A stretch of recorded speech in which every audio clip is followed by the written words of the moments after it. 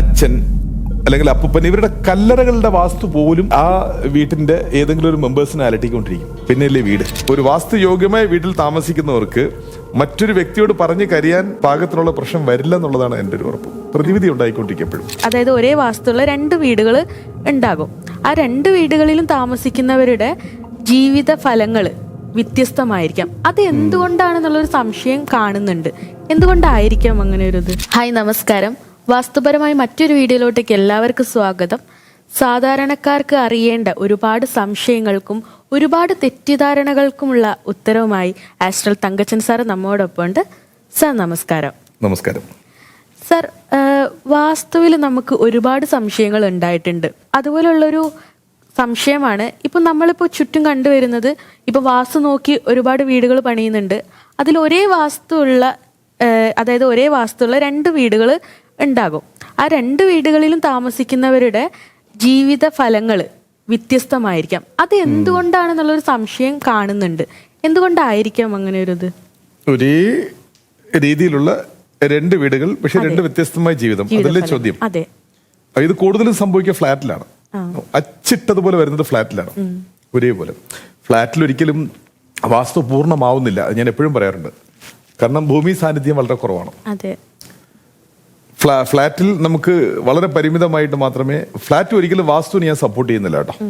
എന്റെ സബ്ജക്ട് മുഴുവൻ ഭൂമി താമസിക്കുന്നവർക്ക് വേണ്ടിയാണ്, ആകാശത്ത് താമസിക്കുന്നവർക്കല്ല. എങ്കിലും ആകാശത്ത് താമസിക്കാൻ ആഗ്രഹിക്കുന്ന ഒരു യുഗമാണല്ലോ ഇത്. അപ്പോൾ അവിടെ നമുക്ക് നോക്കാന്നുള്ളത് പ്രധാന വാതിലും കിച്ചനും പിന്നെ നോർത്ത് ഈസ്റ്റും. ഈ 3 ഭാഗം മാത്രമേ നോക്കാൻ പറ്റുള്ളൂ. സെപ്റ്റിക് ടാങ്കോ കിണറോ സംവിധാനങ്ങളൊന്നും കൂടുതലും. പിന്നെ ഒരു കണ്ടംപററി സ്റ്റൈലും കൂടിയാണ്. അവിടെ നിങ്ങൾക്ക് മിസ്സിംഗ് ഒക്കെ ഒത്തിരി ഉണ്ടാവും ഫ്ലാറ്റിലൊക്കെ. അപ്പൊ അതൊക്കെ നമുക്ക് അതിനോട് യോജിച്ചേ നമുക്ക് ജീവിക്കാൻ പറ്റുള്ളൂ ഇനിയുള്ള കാലത്ത്. പക്ഷെ അത് വാസ്തു വിശ്വാസിയാ, വാസ്തു വേണമെന്നുണ്ടെങ്കിൽ അത് കുറച്ചുകൂടെ കർശനമായി നിങ്ങൾക്ക് ഫ്ലാറ്റിൽ നിങ്ങൾക്ക് നോക്കാം. അപ്പം ഒരേ രീതിയിലുള്ള വാസ്തു, പക്ഷെ 2 വ്യത്യസ്തമായ ജീവിതങ്ങൾ. അത് ഒരു ചോദ്യത്തിൽ തന്നെ അതിന്റെ ഉത്തരവുണ്ട്. കാരണം ഒരേ രീതിയിലുള്ള വീടാ, പക്ഷെ ഒരു വീട് ഒരു മനുഷ്യൻ കഠിനാധ്വാനിയ, എല്ലാ ദിവസവും ഡെയിലി ലേബർ ആയിരിക്കാം. മറ്റൊരാള് എന്തെങ്കിലും ഒരു ഇൻഫോ പാർക്കിലെ വലിയൊരു ഉദ്യോഗസ്ഥനായിരിക്കാം. അപ്പം 2 ജീവിതങ്ങൾ തന്നെയാണ് അവിടെ വരുന്നത്, അല്ലേ? അപ്പം എത്ര തന്നെ വാസ്തു യോഗ്യമായ വീട്ടിൽ താമസിക്കുമ്പോഴും നമ്മുടെ ചിന്തകൾക്ക് അല്ലെങ്കിൽ നമ്മുടെ വിദ്യാഭ്യാസം, നമ്മുടെ സംസ്കാരം ഒക്കെ എല്ലാം അനുസരിച്ചായിരിക്കും നമ്മുടെ ജീവിതത്തിന്റെ ഓപ്പർച്യൂണിറ്റി നമ്മളെ തേടി വരിക അല്ലെങ്കിൽ നമ്മൾ ഉപയോഗിക്കുക. അപ്പൊ അതൊരു വലിയ വിഷയമായി കിടക്കുന്നുണ്ട്. പക്ഷെ പറയാനുള്ളതെന്ന് വെച്ചാൽ, അങ്ങനെ ഒരു പക്ഷേ 2 യോഗ്യരായ ആൾക്കാരാണ്, 2 ഒരേ വീടാണ്, എന്തുകൊണ്ട് 2 പേർക്കും വ്യത്യസ്തമെന്ന് തോന്നുമ്പോൾ ആ വീടിനുള്ളിലെ സാധനങ്ങൾ, വെയിറ്റ് ആൻഡ് ഹൈറ്റ് അറേഞ്ച്മെന്റ്, പൂജാ സംവിധാനങ്ങൾ, കിച്ചൺ സംവിധാനങ്ങളൊക്കെ എല്ലാം നമ്മൾ അതിനുള്ളിൽ ചെന്ന് പരിശോധിക്കുമ്പോൾ മാത്രമേ വരുള്ളൂ. അതും കറക്റ്റ് ആണെന്നുണ്ടെങ്കിൽ നമുക്ക് വ്യത്യസ്തമായ ജീവിതങ്ങളിൽ നന്നായി ജീവിക്കുന്ന ആൾക്കാരെ കാണുള്ളൂ. മനസ്സിലായി? പിന്നെ ഇക്കരയ്ക്ക് അക്കരെ വെച്ച് എല്ലാ മനുഷ്യർക്കും ഉണ്ടാവും. അങ്ങനെ എന്തെങ്കിലും ഒരു വിഷമങ്ങൾ ഉണ്ടെങ്കിലേ ഉള്ളൂ. കാര്യമായ ബുദ്ധിമുട്ടൊന്നും ഒരിക്കലും വാസ്തുയോഗ്യമായ വീട്ടിൽ താമസിക്കുന്നവർക്ക് ഉണ്ടാകില്ല. പിന്നെ ചില ജ്യോതിഷ സംബന്ധമായ രീതികളിൽ ജ്യോതിഷം പകരുന്ന ആൾക്കാരുടെ പാണ്ഡിത്യമാണ് ജ്യോതിഷത്തിന് മേന്മ കൂട്ടുകയും കുറയ്ക്കുകയും ചെയ്യുന്നത്. പക്ഷെ ജ്യോതിഷം ശരിയാ. അപ്പൊ അങ്ങനെയാണെങ്കിൽ അതിൽ ചിലപ്പോൾ ഇപ്പൊ സാക്ഷാൽ ജന്മശനിയാ ഒരാൾക്ക്. അപ്പൊ അതിന്റെ ഒരു ഇമ്പാക്ട് ശരിക്കും പറഞ്ഞാൽ അദ്ദേഹത്തിന് അനുഭവിക്കേണ്ടി വരും. പക്ഷെ അത് ഭാഗികമായി അനുഭവിക്കേണ്ടി വരുള്ളൂ, കൂടുതൽ അനുഭവിക്കേണ്ടി വരില്ല വാസ്തു വീട്ടിലുള്ള ജീവിതങ്ങൾക്ക്. പിന്നെയാണെങ്കിലോ അപ്രതീക്ഷിതമായ ഒരു ആക്സിഡന്റ് അല്ലെങ്കിൽ ശാരീരിക അസുഖം. ഇപ്പോ ഒരു ജ്യോതിഷൻ പ്രവചിക്കുന്നു എനിക്ക് 100 വയസ്സ് ആയുസ്സുണ്ട് എന്നൊരു ജ്യോതിഷൻ, ശരിക്കുള്ള ജ്യോതിഷനായിരിക്കാം പ്രവചിക്കുന്നത്. അല്ലെങ്കിൽ ഒരുപക്ഷെ ഒരു കഴിവുള്ള എല്ലാ മതസ്ഥരും എല്ലാ നാനാജാതി വിഭാഗക്കാരും അംഗീകരിക്കുന്ന ഒരു ഒറിജിനൽ ജ്യോതിഷന എനിക്ക് 100 ആയുസ് പ്രവചിക്കുന്നു. അപ്പം ഞാൻ രാവിലെ ഒരു വന്ദേ ഭാരതിന് ഫ്രണ്ടിലെടുത്ത് ചാടിയാൽ ഞാൻ ജയിക്കും, ജ്യോതിഷം തോക്കും, അല്ലെ? ആ ഒരു കാര്യവും ഇതിനകത്ത് ചിന്തിക്കുക. കാരണം വിധിയെ മതിയാൽ വെല്ലലാം. ഒരു വാസ്തു യോഗ്യമല്ലാത്ത വീട്ടിലിരുന്നും പല ആൾക്കാരും വളരെ നന്നായി ജീവിച്ചു പോകുന്നു. എന്റെ അനുഭവങ്ങളിലുണ്ട്. എന്റെ ചോദ്യമാണ്, എന്റെ പഠനങ്ങളാണ് ഇതെല്ലാം. അതിന്റെ പിന്നിൽ വേറെ കാരണങ്ങളുണ്ടാവും. എങ്കിലും വാസ്തുയോഗ്യമായ വീട്ടിനകത്തിരുന്ന് കഷ്ടപ്പെടുന്ന ആൾക്കാരുണ്ട് എനിക്ക്. ഇതെല്ലാം വലിയ റെയർ സബ്ജക്റ്റുകളാണ് ഇതെല്ലാം. പക്ഷെ നമ്മൾ എപ്പോഴും ഒരു കോമൺ ആയിട്ട് എടുത്തെല്ലാം സംസാരിക്കും, ഇത്തരം കാര്യങ്ങൾ സംസാരിക്കും. പ്രത്യേകിച്ച് ഒരു വ്ലോഗിലൂടെ സംസാരിക്കുമ്പോൾ ഒരു വീട്ടിനുള്ളിലോ അല്ലെങ്കിൽ എതിരിലൊരു 2 ആൾക്കാരിരുന്ന് സംസാരിക്കുമ്പോഴും നമുക്ക് കുറച്ചുകൂടി ഡീറ്റെയിൽ ആയിട്ട് തന്നെ നമുക്ക് സംസാരിക്കും. പക്ഷെ മറ്റുള്ളവരെ കൺഫ്യൂഷൻ ആക്കാൻ പറ്റാത്തതുകൊണ്ട് ഇത്തരം ക്ലാസ് സബ്ജക്റ്റിൽ, അത് എഡ്യൂക്കേഷൻ സബ്ജക്റ്റുകൾ ഞാൻ ഇതിനകത്തോട്ട് കൊണ്ടുവരാത്തത്. അപ്പോൾ ചോദിച്ച ചോദ്യം, ഒരേ രീതിയിലുള്ള 2 വീടുകൾ അതിൽ രണ്ട് വ്യത്യസ്തമായ ജീവിതങ്ങൾ എന്നുള്ളത് അവരുടെ വീക്ഷണങ്ങളെയും ബന്ധപ്പെടുത്തിയിരിക്കും. അവരുടെ സംസ്കാരം, അവരുടെ വിദ്യാഭ്യാസം, അവരുടെ മറ്റൊരുപാട് കാര്യങ്ങൾ അതിനകത്ത് ഉൾപ്പെട്ടിരിക്കും. അതൊരു ചർച്ചയ്ക്ക് എടുക്കേണ്ട ഒരു വിഷയമാണ്. അങ്ങനെ ഒരു വാസ്തുയോഗ്യമായ വീട്ടിൽ താമസിക്കുന്നവർക്ക് മറ്റൊരു വ്യക്തിയോട് പറഞ്ഞ് കരിയാൻ പാകത്തിനുള്ള പ്രശ്നം വരില്ല എന്നുള്ളതാണ് എൻ്റെ ഒരു ഉറപ്പ്. പ്രതിവിധി ഉണ്ടായിക്കൊണ്ടിരിക്കപ്പോഴും. പിന്നെ ഞാൻ നേരത്തെ പറഞ്ഞതുപോലെ മനഃപൂർവ്വമായി നമ്മൾ എന്തെങ്കിലും തെറ്റ് ചെയ്യുമ്പോഴത്തേക്കും വാസ്തുവിനല്ല ഈശ്വരന് പോലും നിങ്ങളെ രക്ഷിക്കാൻ പറ്റില്ല. അല്ലേ? ചോദ്യം ക്ലിയർ ആയില്ലേ? ക്ലിയർ ആയി. അതുപോലെ തന്നെ ഇപ്പം ഒരുപാട് കമന്റ്സിൽ നമ്മൾ കണ്ടുവന്നൊരു ക്വസ്റ്റ്യൻ ആണ്. ഇപ്പം വിദേശ രാജ്യങ്ങളില് നമ്മള് വാസ്തു നോക്കിയിട്ടൊന്നുമല്ലല്ലോ വീട് പണിയുന്നത്. അപ്പൊ അവരുടെ ജീവിതവും വിജയിച്ചു പോകുന്നത് കണ്ടിട്ടുണ്ട്. തീർച്ചയായിട്ടും. അത് അശ്വിനി പറഞ്ഞ പോലെ ഇത് അശ്വിനി ഇപ്പൊ ഒരുപാട് കമന്റ്സിൽ ഇത് കണ്ടുവരുന്നുണ്ടെന്നാ പറഞ്ഞത്. ഞാൻ ഈ ചോദ്യം ചോദിച്ച് വാസ്തുവിലൂടെ കടന്നു വന്ന ഒരാളാണ്. ഇങ്ങനൊരു ചോദ്യത്തിന്റെ ചോദ്യകർത്താവായിരുന്നു ആദ്യം ഞാൻ. ഇത്തരം ചോദ്യങ്ങൾ ചോദിച്ച് പിന്നെ അതിന്റെ ശരിക്കുള്ള സത്യം മനസ്സിലാക്കി ഇന്നൊരു വാസ്തുവിസ്റ്റായി മാറിയ ഒരാളാണ് ഞാൻ. അപ്പൊ അതുകൊണ്ട് ഇപ്പോഴല്ലേ ഇത് കാലാകാലങ്ങളായിട്ട് ചോദ്യമുണ്ട്. അതെങ്ങനെയെന്ന് വെച്ച് കഴിഞ്ഞാൽ ഞാൻ കഴിഞ്ഞ 2-3 വ്ളോഗിന് മുമ്പ് ഞാൻ പറഞ്ഞായിരുന്നു, ഇപ്പൊ നമ്മൾ താമസിക്കുന്ന കുഞ്ഞു ഗ്രാമം, ആ ഗ്രാമത്തിനൊരു വാസ്തുവുണ്ട്. അതിനുള്ളിൽ ഒരു ചർച്ച്, ആ ചർച്ചിനൊരു വാസ്തുവുണ്ട്. ആ ചർച്ചിൽ അടങ്ങിയിരിക്കുന്ന ചർച്ച് മെമ്പേഴ്സിന് ആ ചർച്ചിന്റെ വാസ്തു ബാധകമാണ്. ഒരു അമ്പലത്തിന്റെ ഒരു വാസ്തുവുണ്ട്. ആ അമ്പലത്തിന് ചുറ്റും ആ അമ്പലവുമായി ജീവിക്കുന്ന ആ ഒരു സൊസൈറ്റിക്ക് അതിന്റെ വാസ്തു എഫക്റ്റ് ആണ്. ഇതേപോലെ ഒരു നാട്, ആ നാടിനൊരു വാസ്തുവുണ്ട്. ഒരു രാജ്യം, ആ രാജ്യത്തിന് വാസ്തുവുണ്ട്. കാരണം വാസ്തു സൂര്യപ്രകാശത്തിലൂടെയാണ് കൂടുതൽ നിർണ്ണയിക്കപ്പെടുന്നത്. അപ്പോൾ സൂര്യപ്രകാശം ഇപ്പൊ നമുക്ക് ഭൂമധ്യരേഖയ്ക്ക് മുകളിലുള്ള രാജ്യമാണ് നമ്മളത്, അല്ലേ? ഒരു പക്ഷേ ഇനി വരാൻ പോകുന്നത് എൽനിനോ പോലത്തെ വലിയൊരു പ്രതിഭാസം വരാൻ പോകുന്നത്. അപ്പൊ അതിൽ കൂടുതലും ബാധിക്കുക ഇപ്പൊ നമ്മൾ തമിഴ്നാട് ഭാഗങ്ങളിൽ ചെന്നൈ കൂടുതലും ബാധിക്കാൻ പോകുന്നതൊക്കെ പല കോഴ്സും തീർച്ചയായിട്ടും നമുക്ക് അതിന്റെ എഫക്റ്റ് ഉണ്ടാവും. അപ്പം ഇത് എന്തുകൊണ്ട് ഇത് പറയുന്നതെന്ന് വെച്ച് കഴിഞ്ഞാൽ ഇത് സൂര്യ വെളിച്ചവുമായി ബന്ധപ്പെടുന്നത്. അപ്പം ഇവിടെ വരുന്നൊരു അന്തരീക്ഷമല്ല ചിലപ്പം നോർത്തേൺ കൺട്രീസിൽ, സൗത്തേൺ കൺട്രീസിൽ. അപ്പൊ സൂര്യ വെളിച്ചം വേറുപെട്ട് ഓരോ രാജ്യങ്ങളിൽ വരുമ്പോൾ വാസ്തുവിന് ചെറിയ മാറ്റം ഉണ്ടാകുന്നു. പിന്നെ അവിടുത്തെ ഭൂപ്രകൃതി. ഇപ്പൊ ഞാൻ എപ്പോഴും പറയാറില്ലേ, നമ്മൾ എന്ത് തന്നെ വാസ്തു ദോഷം ചെയ്താലും നോർത്ത് ഈസ്റ്റ് വടക്ക് കിഴക്ക് ഒരു കിണറുണ്ടെങ്കിൽ ആ വീട് ബാലൻസ് ചെയ്യപ്പെടുമെന്ന് പറയുന്നില്ലേ? അതേപോലെ തന്നെയാണ് ചില രാജ്യങ്ങൾ പൂർണ്ണമായും അതിന്റെ രാജ്യം നിലനിൽക്കുന്നത് വാസ്തു യോഗ്യമായ രീതികളിലായിരിക്കാം. ആ രാജ്യത്തിന് മുന്നേറ്റം ഉണ്ടാവും. ഇപ്പൊ ജപ്പാൻ എപ്പോഴും നമ്മൾ പറയുകയാണെങ്കിൽ ന്യൂമറോളജിക്കലി ജപ്പാൻ 16 ആ ജപ്പാൻ 16 തന്നെ ഞങ്ങളെ പോലത്തെ സ്റ്റുഡന്റുകൾ ഞങ്ങൾ തീരുമാനിക്കുന്നത് വെച്ച് കഴിഞ്ഞാൽ മേളിലോട്ട് പോയി തിരിച്ച് താഴോട്ട് വരുന്നു, മേളിലോട്ട് പോയി തിരിച്ച് താഴോട്ട് വരുന്നു. കാരണം ആ ഭൂപ്രകൃതി അങ്ങനെയാണ്, ഭൂചലനങ്ങൾ, മനസ്സിലല്ലേ? സുനാമി അങ്ങനെ പോലത്തെ. അപ്പം അവരിങ്ങനെ റീസ്റ്റാർട്ട് ചെയ്ത് വരുമ്പോഴാണ് 2ാം സ്ഥാനമോ 3ാം സ്ഥാനമോ എന്ന് ലോകരാജ്യങ്ങൾക്കുള്ളിൽ അത് പങ്കിട്ടുകൊണ്ടിരിക്കുന്നത്. ശരിക്കും പറഞ്ഞാൽ ടോപ്പായിട്ട് വരേണ്ട ഒരു കൺട്രി ആയിരുന്നത്. അപ്പൊ അവിടെ ഒരു ലീക്ക് അറസ്റ്റ് ചെയ്യാൻ പറ്റാത്ത വണ്ണം അത് ഞങ്ങളെ പോലത്തെ ന്യൂമറോളജിസ്റ്റ് തന്നെ ജപ്പാൻ 16 വരുന്നത് കൊണ്ടെന്ന് വിശേഷിപ്പിക്കുന്നു. അവിടുത്തെ ഭൂപ്രകൃതി അതിന്റെ കണ്ടിന്യൂഷനുള്ള ഒരു വളർച്ചയ്ക്ക് അനുവദിക്കുന്നുമില്ല.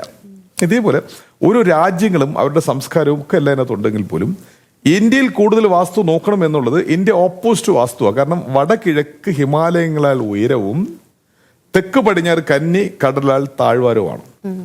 അപ്പൊ അങ്ങനെ ഓപ്പോസിറ്റ് വരുന്നത് കൊണ്ട് പ്രത്യേകിച്ച് കേരളത്തിന്റെ നോർത്ത് ഈസ്റ്റ് വെസ്റ്റേൺ ഗാഡ്സാണ്, പിന്നെ നമ്മുടെ തെക്ക് പടിഞ്ഞാറ് കടലുമാണ്. അപ്പൊ കേരളത്തിൽ എന്ത് ആൾക്കാർ സുഖമായി ജീവിക്കുന്നില്ലേ എന്ന് ചോദിച്ചു കഴിഞ്ഞാൽ എളുപ്പം ഒരു ഉത്തരവുണ്ട്. ഗൾഫ് അല്ലെങ്കിൽ വിദേശ രാജ്യങ്ങൾ എന്നുള്ള സങ്കല്പം ഇല്ലാത്തൊരു, അങ്ങനെ ഒരു ഓപ്പർച്യൂണിറ്റി ഇല്ലാത്തൊരു കേരളത്തിനെ കുറിച്ച് ചിന്തിക്കുമ്പോൾ എൻ്റെ ഉത്തരം പിടികിട്ടും. വിദേശ രാജ്യം അല്ലെങ്കിൽ വിദേശ ഓപ്പർച്യൂണിറ്റി ഇല്ല എന്നുള്ള തലത്തിൽ നമ്മുടെ കേരളത്തിലുള്ള മുഴുവൻ ജനങ്ങളും കേരളത്തിൽ ജീവിച്ചുകൊണ്ട് ചിന്തിച്ച് ചെയ്യുമ്പോൾ അത് മനസ്സിലാവും എന്താണെന്ന്. മനസ്സിലായി? അപ്പൊ നമ്മൾ പല ഭാഗങ്ങളിലും പാലായനങ്ങളും പണ്ടേക്ക് പാലായനങ്ങളുണ്ട്. നമ്മൾ പല വിദേശത്ത് പോകുന്നു, അല്ലെങ്കിൽ മറ്റൊരു വീട്ടിലോട്ട് പോകുന്നു, അല്ലെങ്കിൽ മറ്റൊരു കാലാവസ്ഥയിലോട്ട് പോകുന്നു. പിന്നെയാണെങ്കിലോ എല്ലാറ്റിനും ഉപരി നമ്മുടെ മനസ്സിന്റെ ബലം, എത്ര വലിയ പ്രശ്നങ്ങളും ഭക്തിയിലൂടെ കടന്നു പോകുന്നുണ്ട് ചില ആൾക്കാർ, അറിയോ? അതൊരു പ്രപഞ്ച ശക്തിയാണ്. എത്ര വലിയ ബുദ്ധിമുട്ട് ആൾക്കാരും സ്വയം ധൈര്യത്തിൽ ജയിച്ചു വരുന്നുണ്ട്. ഇതൊക്കെ വളരെ കുറഞ്ഞ ശതമാനം ആൾക്കാർക്ക് മാത്രമായിട്ട് കിട്ടുന്ന ഗിഫ്റ്റ് എന്നാണ് ഞാൻ പറയുന്നത്. ഇപ്പം നമ്മൾ ഈ പറയുന്നത് പ്രായോഗികമായിട്ട് എല്ലാ മനുഷ്യർക്കും വേണ്ടിയുള്ള ഒരു കോമൺ പ്രകൃതി രഹസ്യങ്ങളെ കുറിച്ചാണ് പറയുന്നത്. ആവശ്യമുള്ളവർക്ക് എടുക്കാം, അല്ലെങ്കിൽ അതിനെ ഉപേക്ഷിക്കാം, അത്രേ ഉള്ളൂ. അല്ലാതെ ഇത് ഞാൻ ഈ പറയുന്നത് മുഴുവൻ നിങ്ങൾ കേൾക്കണമെന്നുള്ള ഒരു നിർബന്ധമില്ല. ഒരിക്കലും ഞാൻ അങ്ങനെ എപ്പോഴും ഞാൻ പറയാറുണ്ട്, ഒരു വാസ്തു വിശ്വാസികൾക്ക് വേണ്ടി മാത്രമാണ് ഞാൻ ഈ സംസാരിക്കുന്നതെന്ന് പറയുന്നത്. ഒരുപാട് വിവാദങ്ങൾ വരാറുണ്ട്. പേഴ്സണലി എന്നെ പലരും എന്നെ ഫോൺ ചെയ്ത് സംസാരിക്കാറുണ്ട്. അപ്പോൾ കുറച്ച് കഴിയുമ്പോൾ അവർക്ക് എന്റെ കാര്യങ്ങൾ മനസ്സിലാവുന്നു. പിന്നെ ചില ആൾക്കാർ വോയിസ് അങ്ങ് ഇട്ടേക്കും. പിന്നീട് കുറച്ച് കഴിഞ്ഞിട്ട് എനിക്കൊരു ടെക്സ്റ്റ് അങ്ങനെ ഒരു അനുഭവം ഉണ്ട് എനിക്ക്. ഇങ്ങനെ സാർ ഞാൻ അങ്ങനെ ഒരു ഇത് ചെയ്തു, പക്ഷെ അതിനുശേഷം സാറിന്റെ വീഡിയോസ് ഒരുപാട് ഇപ്പോൾ എനിക്ക് നോട്ടിഫിക്കേഷൻ വരുന്നുണ്ട്. അതിങ്ങനെ കണ്ടു വന്നപ്പോഴത്തേക്കും സാർ പറയുന്നതിൽ അങ്ങനെയും കുറച്ച് അനുഭവങ്ങളുണ്ട്. അപ്പൊ നമ്മൾ ഈ പറയുന്നത് ഞാൻ എൻ്റെ സ്വന്തം കോൺട്രിബ്യൂഷൻ ഒന്നുമല്ല, ഗുരുക്കന്മാരാൽ പഠിച്ചത് അതിനെ സത്യമാണെന്ന് അന്വേഷിച്ചൊരു യാത്രകളിലൂടെ അത് സത്യമാണെന്ന് അറിഞ്ഞുകൊണ്ട് മറ്റൊരു ഭാഗത്തേക്ക് ഞാൻ എൻ്റെ സ്റ്റുഡൻസിനായിരുന്നില്ല, എൻ്റെ ക്ലയന്റുകൾക്കാണെങ്കിലും ഈ മാധ്യമത്തിലൂടെ ആയിരുന്നില്ല ഞാൻ പുറത്ത് പറയുന്നു. അതിൽ കൂടുതൽ നിങ്ങൾക്ക് തന്നെ സ്വയം പരീക്ഷിക്കാമല്ലോ, നിങ്ങൾക്ക് പരീക്ഷ എൻ്റെ സത്യാവസ്ഥകൾ മനസ്സിലാക്കാം. ഇപ്പൊ ഒരുപാട് വീടുകളിൽ കണ്ടുവരുന്ന ഒരു ഇതാണ് കാലശേഷം, അതായത് നമ്മുടെ പാരന്റ്സിന്റെ കാലശേഷം ആ വീട് നമ്മുടെ പേരിലോട്ടേക്ക്, നമ്മൾ ചിലപ്പോൾ ആ വീട്ടിൽ താമസിക്കുന്നുണ്ടാവില്ല, നമ്മൾ പുറം രാജ്യങ്ങളിലോ വേറെ സ്ഥലങ്ങളിലായിരിക്കും താമസിക്കുക. അപ്പൊ പാരന്റ്സിന്റെ കാലശേഷം ആ വീട് നമുക്ക് നമ്മുടെ പേരിലോട്ടേക്ക് എന്നൊരു സിസ്റ്റം ഉണ്ട്. അപ്പം ആ ഒരു സമയത്ത് ആ ഒരു വീട്ടിലുണ്ടാവുന്ന വാസ്തുദോഷം, അതിലുണ്ടാവുന്ന അപകടങ്ങൾ, അത് നമ്മളെ ഇൻഡയറക്ട്ലി ആയിട്ടോ അല്ലെങ്കിൽ ഡയറക്ട്ലി ആയിട്ടോ ഡയറക്റ്റ് ആയിട്ട് തന്നെ ബാധിക്കും. ഇത് ഞാൻ എത്രയോ വട്ടം പറഞ്ഞതോ, ഒന്നുകൂടെ പറയാം ചോദ്യമായതുകൊണ്ട്. ഇപ്പോ നമ്മൾ വിദേശത്തായിരിക്കും താമസിക്കുന്നത്, ദുബൈയിലായിരിക്കാം, അല്ലെങ്കിൽ ചെന്നൈയിലായിരിക്കാം, ബാംഗ്ലൂരിലായിരിക്കാം, ചിലപ്പോൾ ഡൽഹിയിലായിരിക്കാം. പക്ഷെ നമ്മുടെ നാട്ടിലല്ല. പക്ഷെ ഒരു വൈപ്പ് അച്ഛന്റെ അമ്മയുടെ കാലശേഷം ആ വീട് നമുക്കാന്നുള്ളൊരു വൈപ്പുണ്ടാവും. അതല്ലാത്ത പക്ഷം ഒരു വിവാഹ മാനദണ്ഡങ്ങൾക്കായി ഇതിനെ എഴുതിത്തരും. നമ്മളവിടെ താമസിക്കുന്നില്ല, നമ്മൾ മറ്റെവിടെ താമസിക്കുന്നു, പക്ഷെ നമ്മുടെ പേരിലാണ്, അല്ലെങ്കിൽ നമ്മുടെ പേരിലാകാൻ പോകുന്നു. ഇതിനെല്ലാത്തിനും വാസ്തുവിനകത്ത് വളരെ സൂക്ഷ്മമായി ശ്രദ്ധിച്ചു കഴിഞ്ഞാൽ അതിന് നല്ലൊരു വില നമ്മൾ കൊടുക്കേണ്ടി വരും. അത് ഭാഗ്യകരമായി വാസ്തു യോഗ്യമാണെന്നുണ്ടെങ്കിൽ അതിന്റെ പോസിറ്റീവ് നമുക്കുണ്ടാവും. നിർഭാഗ്യവശാൽ ആ വാസ്തു ദോഷമുള്ള ഒരു പ്രോപ്പർട്ടിയാണ് നമുക്ക് വാഗ്ദാനമായി തുടരുന്നെങ്കിൽ പോലും അതിന് ഒരു കുഞ്ഞു വില കൊടുക്കേണ്ടി വരും. ഇതിനെ പൂർവീക വീടെന്ന് പറയാം. ഇതിനകത്ത് വേറൊരു സബ്ജക്റ്റ് ഉണ്ട് കേട്ടോ. ഇപ്പൊ നിങ്ങൾ അച്ഛനമ്മയും താമസിച്ചു, അവിടെ നിങ്ങൾ കുഞ്ഞു പ്രായത്തിലൂടെ താമസിക്കുകയായിരുന്നു നിങ്ങൾ. ഇപ്പം നിങ്ങളുടെ ഒരു 4-5 ബ്രദേഴ്സ് ഉണ്ട്, ആ വീട് അവിടെ ഇപ്പോഴും ഉണ്ട്. പക്ഷെ നിങ്ങൾക്ക് അത് വലിയൊരു വാല്യൂ ഇല്ലാത്ത സ്ഥലമായിരിക്കാം. അപ്പൊ നിങ്ങൾ എന്ത് വിചാരിക്കും, അത് ആരെങ്കിലും എടുത്തോട്ടെ, കൂടെ ഉള്ള ആരെങ്കിലും എടുത്തോട്ടെ, എനിക്കതിൽ താല്പര്യം ഇല്ലെങ്കിൽ പോലും അതൊരു കോമൺ പൂർവിക വീടായിട്ട് അവിടെ തന്നെ നിലനിൽക്കും. നിങ്ങൾ പല സ്ഥലങ്ങളിൽ നിങ്ങൾ താമസിക്കുമായിരിക്കും. ഇത് നിങ്ങളൊരു ബിസിനസ്സോ അല്ലെങ്കിൽ നിങ്ങളുടെ മറ്റു ദൈനംദിന ജീവിതങ്ങളിലോ ഈ വീടിന്റെ വാസ്തു ദോഷം നിങ്ങളിൽ ആരെയെങ്കിലും ഒരാളെ അലട്ടിക്കൊണ്ടിരിക്കും. ഇത് ശരിക്കും പറഞ്ഞാൽ എൻ്റെ ഒരു ഗുരുനാഥന്റെ ഒരു ഇതിൽ ഞാൻ കേട്ടതാണ്. നമ്മുടെ കല്ലറകളില്ലേ, അമ്മ, അച്ഛൻ അല്ലെങ്കിൽ അപ്പൂപ്പൻ, ഇവരുടെ കല്ലറകളുടെ വാസ്തു പോലും ആ വീട്ടിന്റെ ഏതെങ്കിലും ഒരു മെമ്പേഴ്സിനെ അലട്ടിക്കൊണ്ടിരിക്കും. പിന്നെയല്ലേ വീട്.